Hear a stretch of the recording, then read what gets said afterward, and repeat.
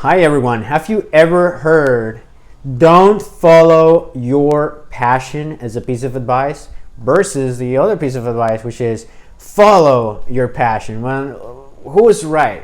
Right? Like some of you, even I myself, right? Like you think sometimes, whoa, I have to actually get paid so I can pay the bills. This follow your passion stuff is crap. That's not for me. That's not for people in my city. That's not for people in my country. Things are very hard out there. We have to actually go and really hustle to get it going, right? Versus other people who are incredibly successful and all they say is like, no, you gotta go with something that you actually like, that you enjoy, that you can actually get more skillful, that you can actually go on and compete over a long period of time.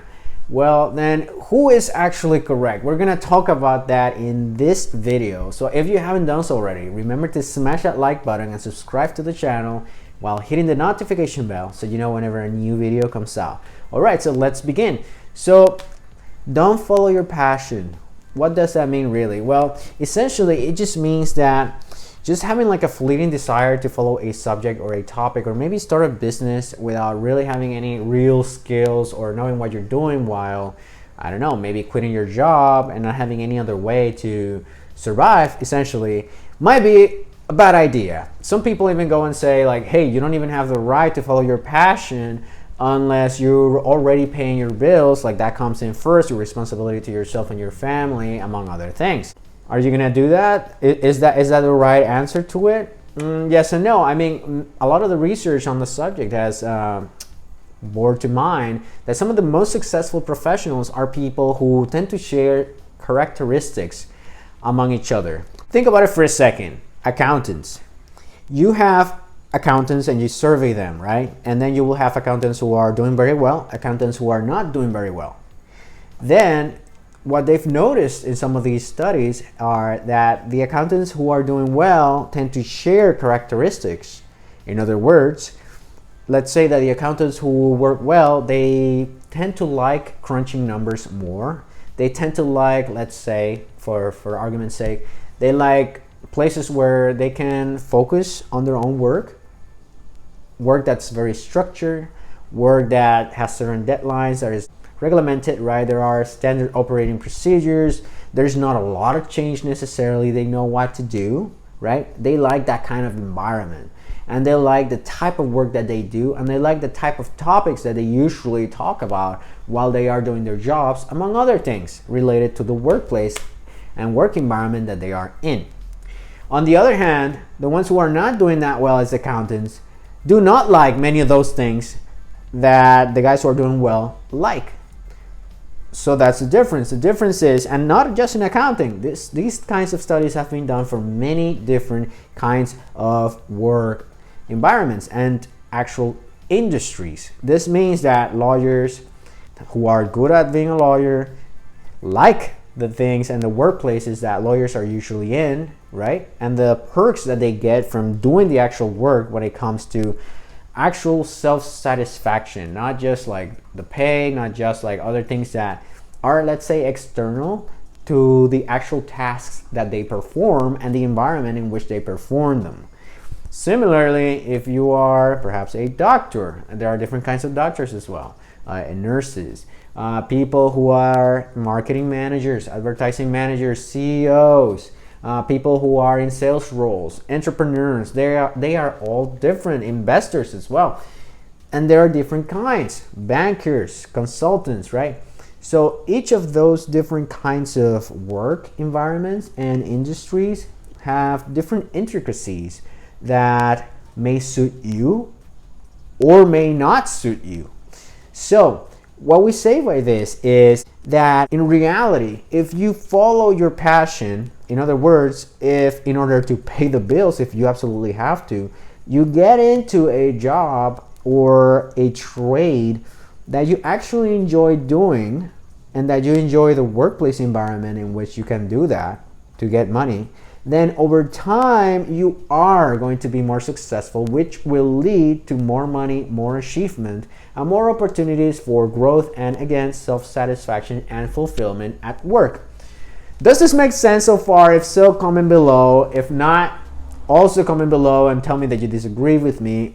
or anything like that. Now, what happens if you are in a position in which you are not able to follow your passion? Maybe you already went to college, you've been working for a few years now, you realized after a while that wasn't necessarily the thing that excites you the most. Maybe you went into engineering, maybe you went into nursing, and you didn't know better back then. You ended up just working where you are right now, and it's passable, you can tolerate it, but you're not really super fulfilled about it or super happy to go to work on Mondays.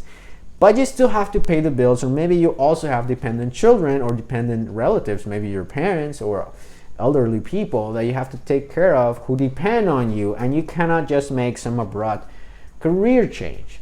Well, in that sense, some of the things that you can do is be open to the possibility of maybe creating a side gig project of your own if you have the time, if you're willing to put the time onto it in order to make that transition. Or maybe start getting some certifications on the side, or going to a night college or something along those lines, or something online, anything that can better equip you to potentially make a career shift at some point if that's something that you are willing and open to do. At the end of the day, this all depends on you. If you just want to stay where you're at and you feel okay with that and you feel like no one's gonna die, then that's cool. But if you're watching this video, chances are that you are at least a little bit intrigued or interested in the idea of potentially doing something different.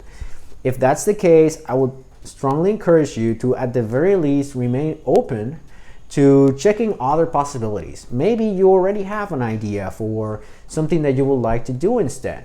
Then why not go with a very low risk way of doing that? Maybe you don't even know if you really will really enjoy doing that thing that you want to do. Maybe you are an accountant and you've been thinking that, I think I would like to be more of a nurse. I tend to be more of a people person, and I don't even know why I got into accounting. I think it was just my parents pushing me into it, and I just did it, and really I prefer people, not like numbers, right? Well, that may be true, but that doesn't necessarily mean that nursing is perhaps the best way to do that. So what you could do is maybe you could do some volunteering at local hospitals and see what that's like. You could do some research online, but at the end of the day, nothing beats actually doing things. So what you could do is potentially take some nursing classes and see what that's like. Do you actually enjoy that? Again, like maybe try and get some volunteering work at a hospital if possible, to actually see that. If you have a 9-to-5 job, maybe you can get help in some of those night shifts or something along the evening if possible, or something like that, right?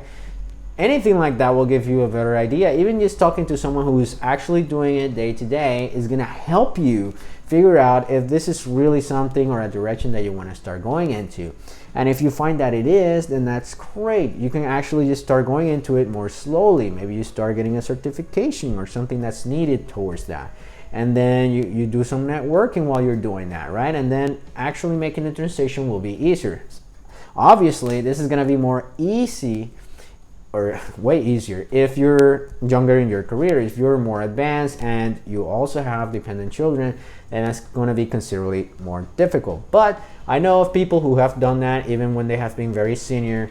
And in other words, what they do is they plan along very nicely. They work over years to make that transition, and then they sometimes leave their position with good compensation packages and a side gig that was built to a business by that point, or somewhere along those lines, right? Like something that maybe paid half of what they were making, but they were already very well off financially because they were much more senior and closer to, let's say, retirement age. Sometimes retirement age, it could be the 60s, but I've seen people in their 40s and 50s doing this transition, right? So they retire, but they retire from the previous career or the job that they had.